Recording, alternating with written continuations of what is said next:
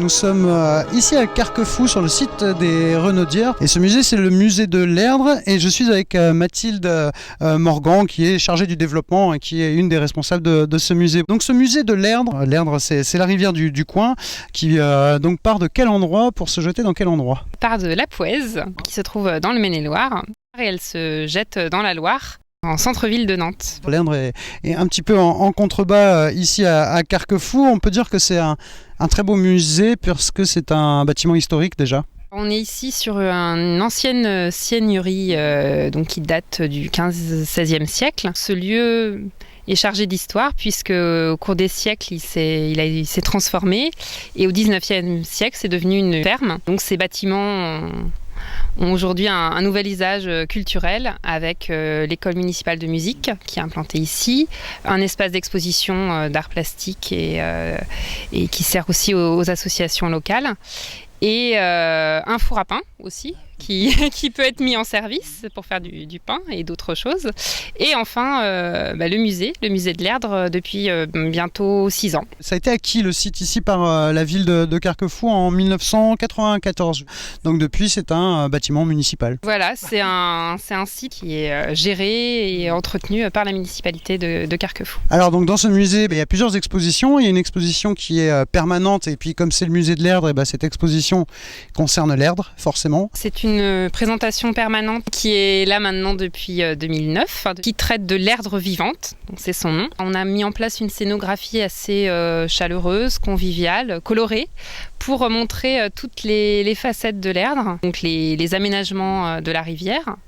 Donc une rivière qui était à l'origine marécageuse et qui s'est transformée au cours des siècles pour être ce qu'elle est aujourd'hui, donc qui a été aménagée. On découvre aussi les métiers liés à l'Erdre.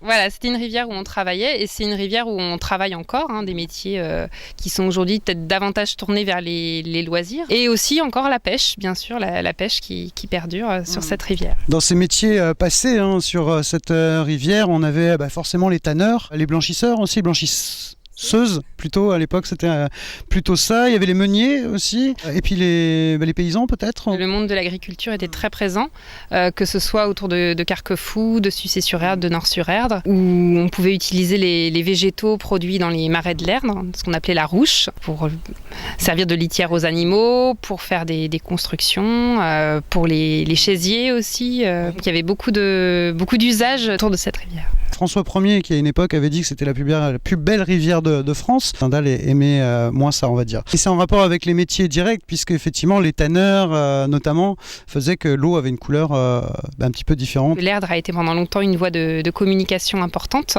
C'est un tronçon du canal de Nantes à Brest depuis le 19e siècle. Et même avant cela, c'était un axe de communication majeur pour le pays nantais. Donc en effet, il y a des objets qui sont présentés, donc des objets de blanchisseuses.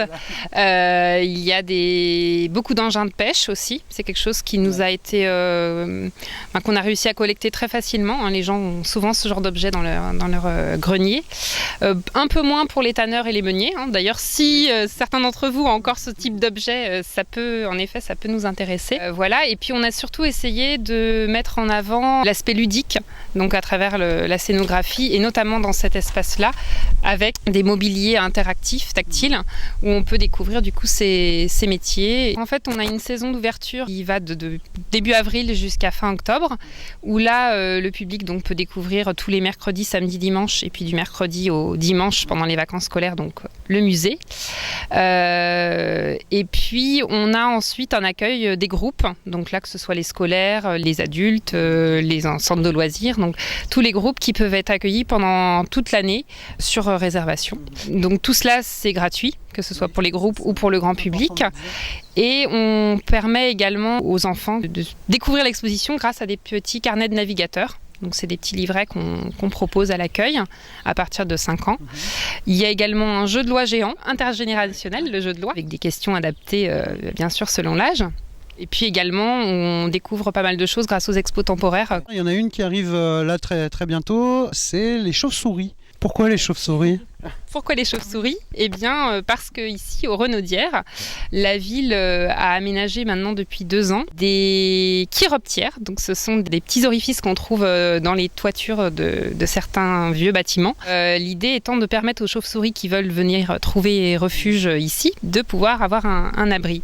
Et c'est important puisque la vallée de l'Erdre possède cette espèce de mammifère qui est protégée. Ils font quand même un peu peur, non? Ils souffrent d'une mauvaise réputation qui n'est pas du tout fondée. Vous découvrirez un petit peu tout ça à travers l'exposition qu'on a empruntée au parc naturel Loire-Anjou-Touraine, avec qui on avait déjà travaillé. L'atelier est Nuit de la chauve-souris. Alors la nuit de la chauve-souris, ça fait un peu peur comme ça, mais rassurez-vous, hein. Le 21 août de 14h à 23h, avec donc des petits ateliers chauve-souris. Vous nous proposez dans le musée ici des jeux, de l'origami, des maquillages sur le thème de la chauve-souris, et puis un paquet d'activités en famille, j'imagine. Vous avez tout dit. Et rendez-vous de l'Erdre, comment ça se passe, la participation du musée au rendez-vous de l'Erdre? Depuis 2 ans, on est présent sur Carquefou, on est présent aux côtés des rendez-vous musicaux qui ont lieu à Port-Jean. On est présent à Port-Breton pour proposer une découverte grand public autour du patrimoine fluvial, puisque là on fait vraiment lien avec la Belle Plaisance. Cette année, le thème, ce sera la passion. Et la passion surtout de la navigation et de la construction. Donc on proposera au public de pouvoir assister à des démonstrations de savoir-faire autour de la construction fluviale et d'approcher de près des bateaux du patrimoine comme Véty, qui est d'ailleurs en maquette dans le musée de l'Erdre. Un autre événement, celui-là qui est national, c'est les journées européennes du patrimoine, qui seront le 19 et le 20 septembre. Et puis donc le spectacle de fin de saison, et toutes les bonnes choses ont une fin, le 31 octobre à 15h, le conteur chauve-souris. Là, c'est un petit jeu de mots de Jean-Pierre Mathias, qui est le conteur breton qu'on invite pour clore la saison. Le musée est ouvert du 1er avril au 31 octobre. Et puis une petite nouveauté pour visiter peut-être un peu autrement ce musée. On a mis en place au sein de la ville de Carquefou depuis le début du mois de juin 2015, donc une application pour smartphone qui s'appelle Baludique. Donc on a travaillé avec une association qui s'appelle les Boîtes Vertes. Et l'idée de cette application, c'est un jeu de piste ludique, pas seulement autour du musée, mais autour des Renaudières plus largement et à proximité de l'Erdre. Donc permettre au public, on va dire en 1h, 1h30, de découvrir le patrimoine, que ce soit le patrimoine architectural, mais aussi l'environnement et plein d'autres petites choses. Donc j'en dis pas plus. N'hésitez vraiment pas à venir ici rencontrer le personnel et puis voir surtout ce très beau musée qu'est le musée de l'Erdre. Merci à tous.